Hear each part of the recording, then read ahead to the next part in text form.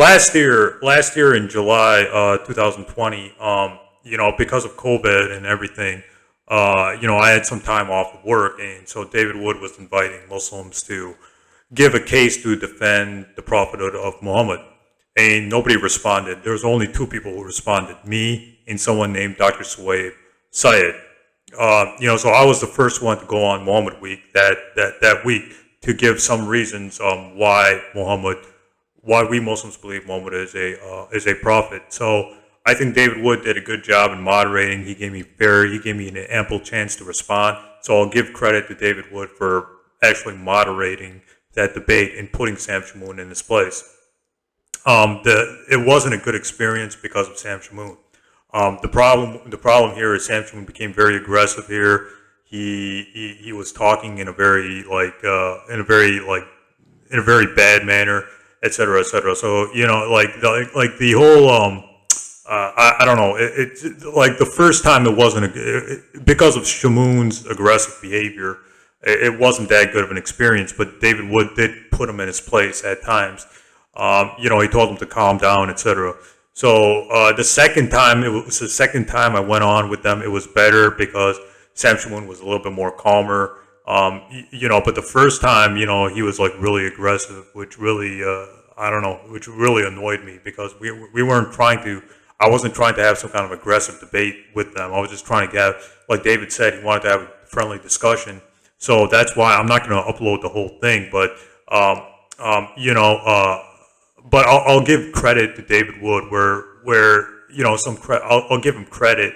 He did allow me to say what I wanted to say, and he gave me ample time, and he put Sam Shamoun in his place. So for that, I give David Wood some respect the first time around for moderating because he was a good moderator, or he put Sam Shamoun in his place. The second time was better. Sam Shamoun was a little bit calm. They gave me ample time in the second. So the second debate I did was actually a little bit better because the format was better. This time it was Shamoun just asking me a bunch of questions, and I didn't have time to answer all his questions, even though all of his questions could be refuted, et cetera, et cetera. So the first time, the format was problematic because this is what Sam Shamoun does, right? He wants to have cross-examination, which is a very difficult form of debate. Only professional debaters can do that. It's a very difficult format. And it's not just him. People like George Sayegh and James White want cross-examination when that's a really hard format for people who aren't professional debaters like me, David Wood, other people like Robert M. Price, etc. We're not professional debaters, so that's a difficult format. But anyways, I think I gave some good reasons to believe in the prophethood of Muhammad, why he's a prophet from God, why he fits the criteria of a biblical prophet, etc., etc. So I gave those reasons. There were obviously, you can't talk about everything you want to talk about in a clock debate. In a clock debate, you just have to spit out as much facts as you can before your time runs out. So you can't cover everything, right? You can't defend. You can't defend the arguments against the Prophet Muhammad. You can't defend the morality of the Prophet Muhammad because those are big topics. You can't refute all these arguments that the Quran copied off, Jewish and Christian apocryphal sources, and then refute every single point or specific arguments the critics bring up. So it's impossible to prove Islam in a time debate. You just have to spit out what you can, and you just have to give the information you can with the limited time you have. And that's why if you're a Muslim apologist, it's better if you just make YouTube videos because you can do things on your own time. In a time debate, things are difficult because there's obviously a lot of issues when it comes to Christianity and Islam, and discussing or refuting the arguments for those issues is going to take some time, right? So, but anyways, I think I gave a positive case for the prophethood of Muhammad. I'm gonna post the first part of that debate because I refuted and I gave some reasons to believe in the prophethood of Muhammad, or why Muhammad is a real prophet by God. So here it is. As for the audio disruptions or the video disruptions or The technical difficulties. I'm sorry, I don't know what happened. So we just have to work with the best. That footage, we have to just work with the best. That footage allows. I don't know why my internet fluctuates and why it has these types of issues. But I don't know the technical issues. I'm sorry about, but this is the when it comes to technology. Sometimes you just have to do the best you can with whatever you're given, whatever kind of internet connection you're given. So at that point, I didn't have that fast of an internet, or my internet was fluctuating. I don't know why. Technology, it happens. So for the technical difficulties, or for the problematic audio and video you're gonna see in that clip, I'm sorry. I don't know what happened, but those things are just out of my control, right? So I think it recorded okay. It could have been recorded better, but that's probably on my end. So, so when you're doing live streams, you're going to get technical difficulties, or whatever. So for the technical difficulties, I think my main points can be heard and seen. If it's choppy, or if the audio, or if the video or audio quality is going up and down in terms of quality. I think that just has to do with my internet, or what, that was beyond my control.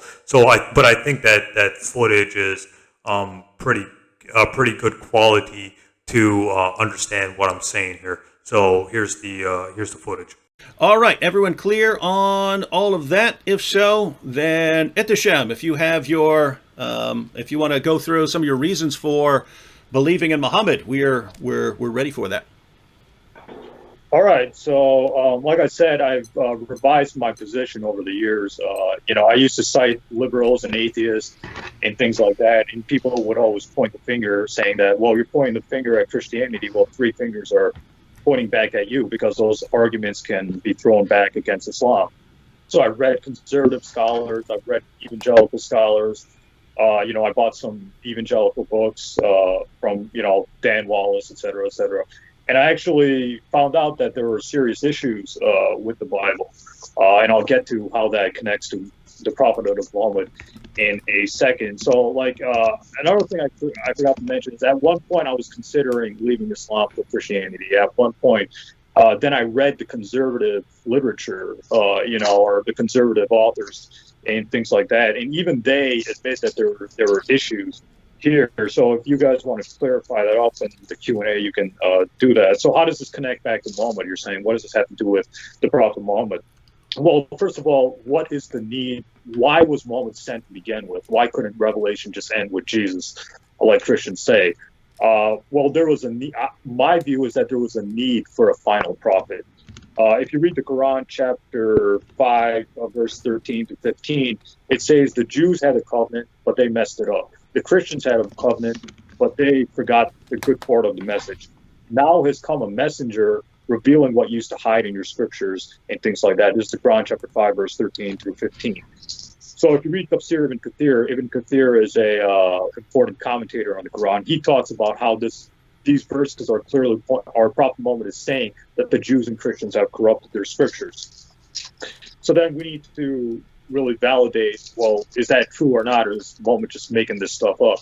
I read, well, let's go to the Old Testament, because the Quran has specific, the Quran says that the Bible, the Old Testament, is, or the scriptures of the Jews is corrupt. In the Quran, chapter 2, verse 75, Quran, chapter 2, verse 79, Quran chapter 3, verse 78, Quran chapter 3, verse 187, Quran chapter 5, verse 13 to 14, as confirmed in Tafsir Ibn Kathir, Quran chapter 6, verse 91, etc., etc. And the Prophet Muhammad said the Jews and Christians have corrupted their scriptures. In Mujal al-Kabir, volume 8, page 31, Ahmad ibn Hanbal, volume 4, page 381. So is this valid? Is what Muhammad is saying correct, or is he just making stuff up just to validate his prophethood? And so I read, like I said, I read conservative scholars, I read Judeo-Christian scholars, while ignoring the atheists I used to cite Bart Ehrman, Richard Carrier, et cetera, et cetera. These liberal atheist scholars. But I don't do that anymore in the name of try to be consistent or fair with the Christian scriptures. But anyways, if we read Jeremiah chapter 8 verse 8 in the Living English Bible, or in the Bible in Living English, page 9, it says Jeremiah chapter 8 verse 8 is speaking about the fact that the text of the Torah during Jeremiah's day was so corrupt that he can say that falsehood has been deliberately put into it. And it would be hard for us to prove that the text we have today is not the same one Jeremiah was condemning. And if we read Adam Clarke's commentary on Jeremiah 8, Ehteshaam, did a fan or something just come on? Well, you can hear me because his voice is cutting off. Yeah. Yeah, you're. What is that? Yeah, what's worse is that his voice cut off. So you're saying something about Jeremiah being I couldn't hear you because something got really loud. Wait, now it went away.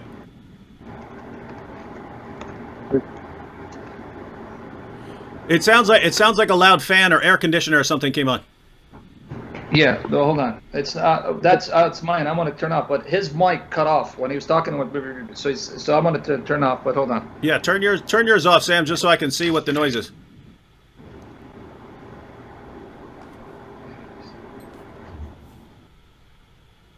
Okay, that might have been from Sam. Okay. Yeah, what's my thing? Yeah, but anyway, his sound went off. Yeah, hence me. Well, your sound is probably drowning it out because you guys are coming through the same mic. Hence me telling you over and over again, silence your mic. You didn't. Okay, now you're silenced. Now you're good. All right, go ahead. Continue, Ehteshaam. All right. You might want to back it up. It was only like 10 seconds or so when after hearing the noise. So just back up a little bit. All right, so I'll just talk about Jeremiah 8:8, chapter 8, verse 8, real quick. Okay. So basically, the corruption of the Bible, proves the case for the proper moment. In the Bible, the Living English, page 9, it says Jeremiah chapter 8, verse 8 is talking about the fact that the text of the Torah during the day of Jeremiah was so corrupt he can say falsehood has been deliberately put in it. And it would be hard for us to prove that the text we have today is the same one Jeremiah was condemning. So basically, Adam Clarke's commentary also confirms this. Adam Clarke was a Protestant scholar and things like that. So basically, Judeo-Christian scholars are saying that Jeremiah chapter 8, verse 8 is talking about the corruption of the Torah, corruption of the previous books. So this validates Mohammed's claim that the Bible is corrupt and things like that.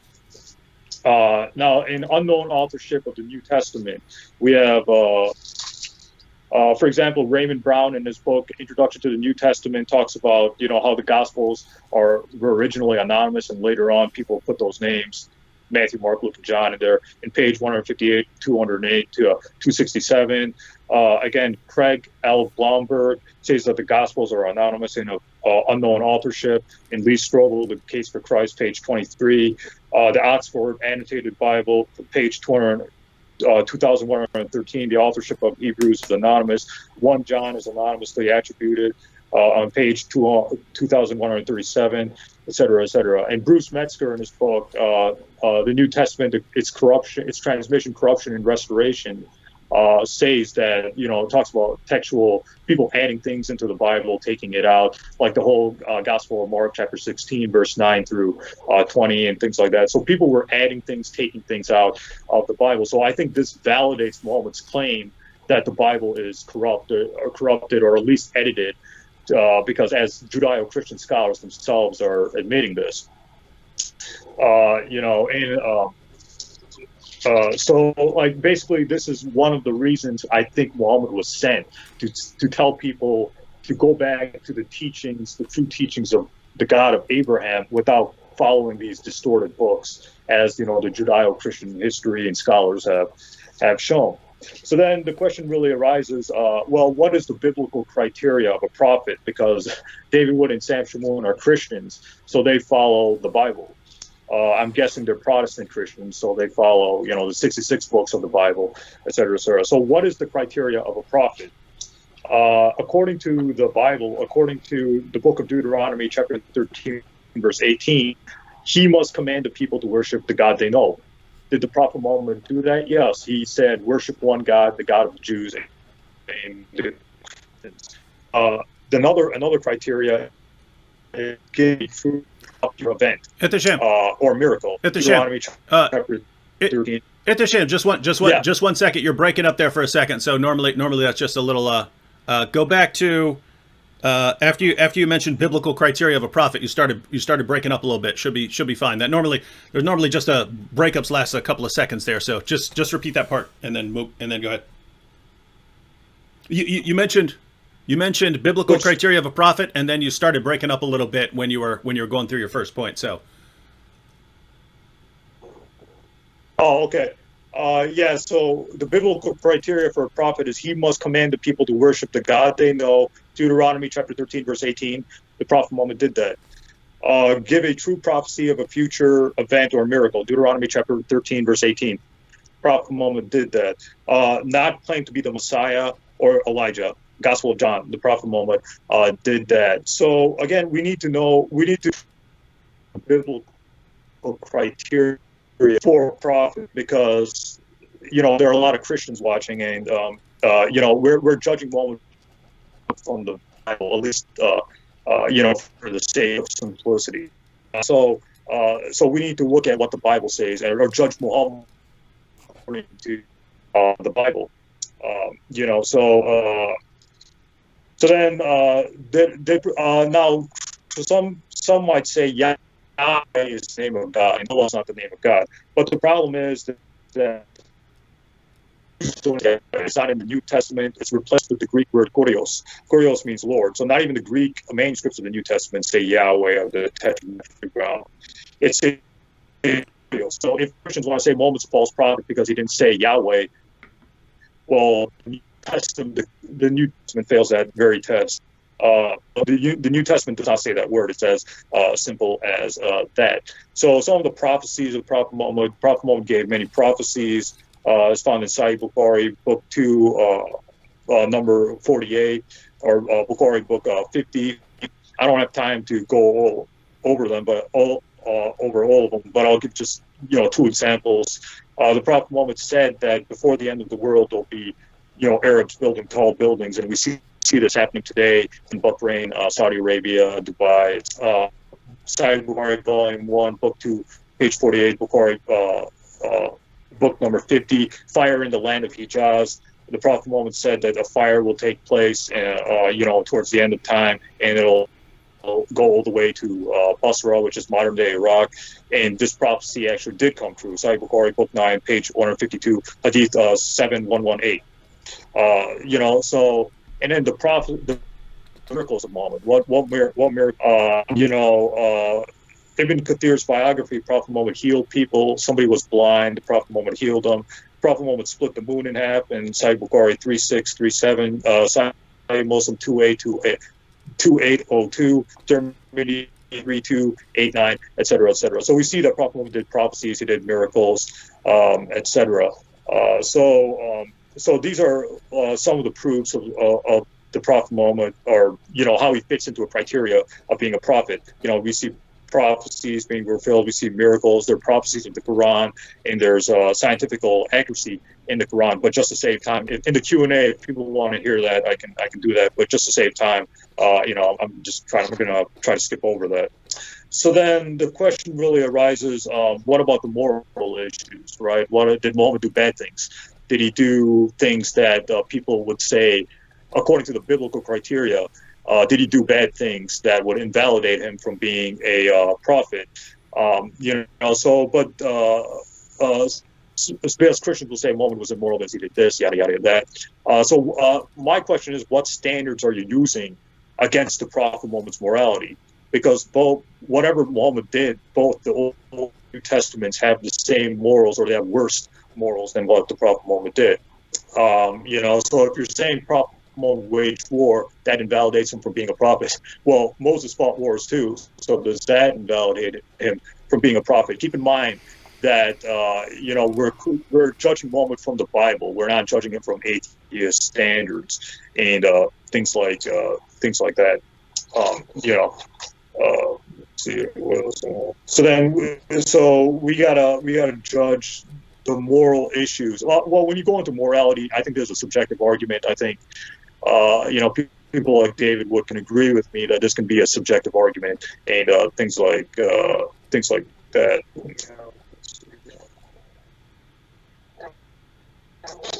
Then, what about, was Muhammad sincere in what he was doing? And I think he was.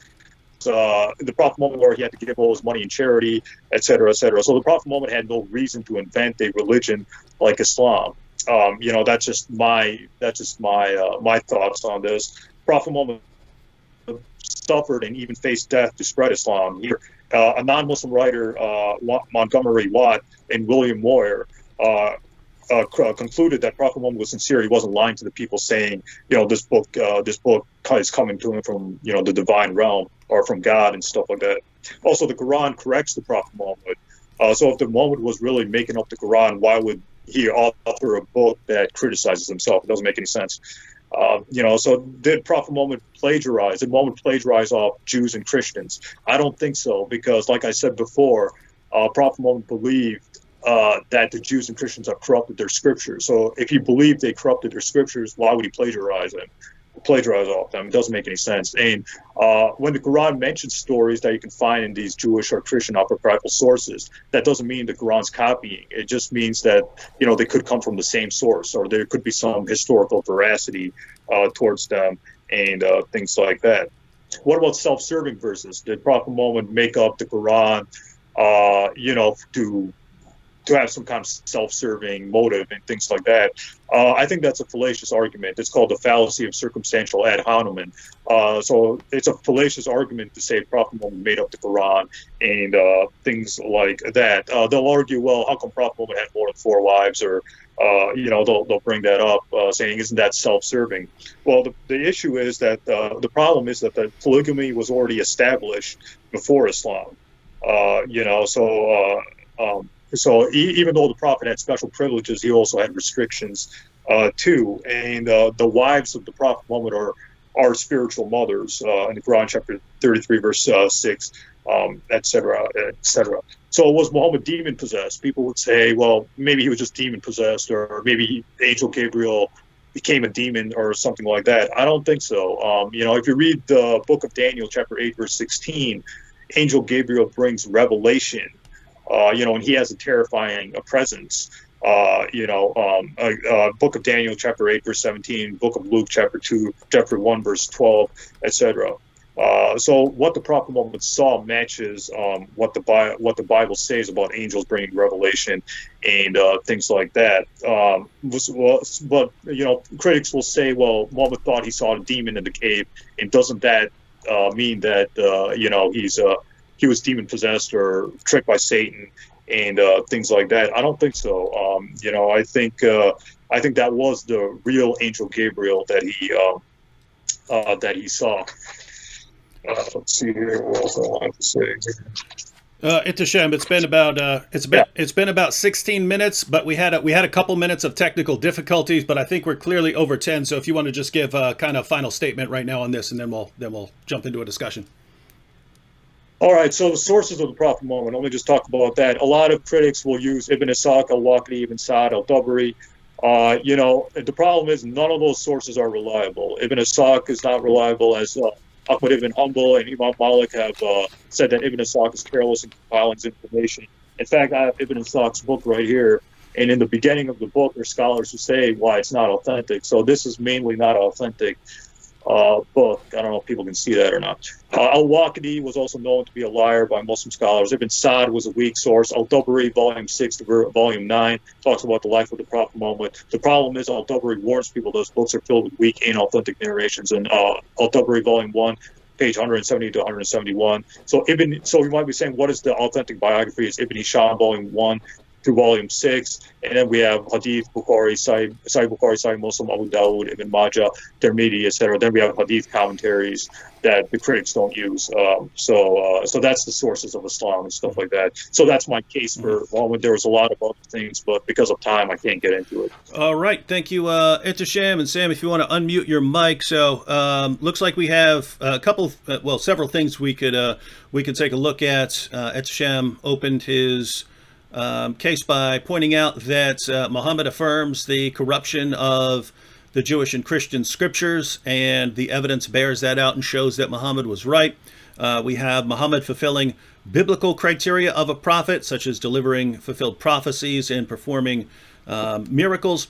We have the scientific accuracy of the Quran. Ehteshaam didn't go into detail, but he said he could if people want to in the chat. He said, as far as moral problems with Muhammad, then if we're judging Muhammad by the standards of the Bible, well, obviously prophets in the Bible did some bad things as well. He argued that Muhammad was sincere, that Muhammad didn't plagiarize, that and that a lot of criticisms against Muhammad are drawn from weak sources. So that is a lot to cover.